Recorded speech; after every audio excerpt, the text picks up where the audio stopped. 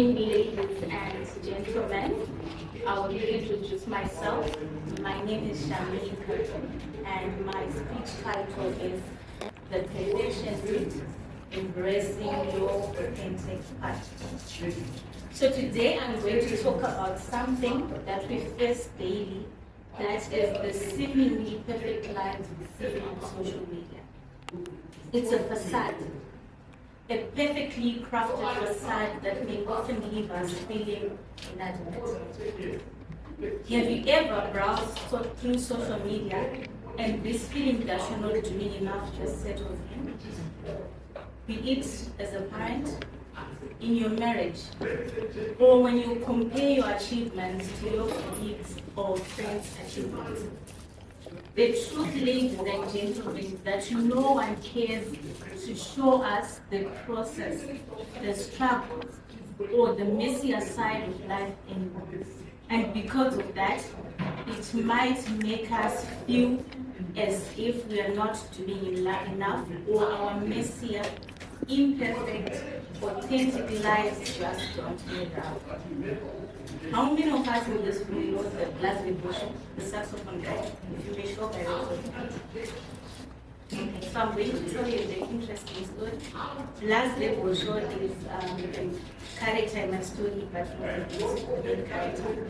So about 6 months ago, as I was seated in the canteen for Valentine's Day, on a Tuesday morning around 10 a.m., we were having breakfast, and I happened to be seated next to two of my colleagues, but working very. So I could overhear the conversation, and these two were planning a delivery last day. The twist. They were actually planning a delivery for one of the ladies, and they were going to pretend that the delivery was coming from the ladies' party. They had the audacity to actually call it a surprise. And I couldn't help but wonder, who would go ahead with such a perfectly elaborated charade? 2 weeks, fast forward 2 weeks, browsing through social media, and curiosity got the better of me. I just thought, okay, let me go and look up at the colleague and see if they actually went ahead with the plan. Luckily, she had a public account, so I managed to access the account, and guess what? I was greeted with pictures and videos from that surprise. Something that stuck with me was, this person is actually an influencer, and you could tell just by the count of her followers, also the type of content that she posts on her page. And if you're a person, you would swear she's a completely different person. She hardly looks like anything that she looks like in case if you compare pictures to the lady. And I couldn't help but wonder, how many of the followers out there are pressured by a seemingly perfect life? And how many of their followers are feeling like their partners are not just doing enough? So what am I saying, ladies and gentlemen? Social media has become a grand stage where everyone is performing an idealized, perfect self of self. No one cares to show us the message anymore.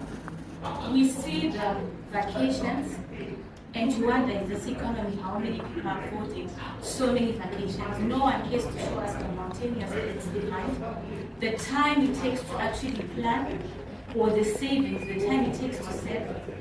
We see the promotions, not the countless late nights or the missed family dinners.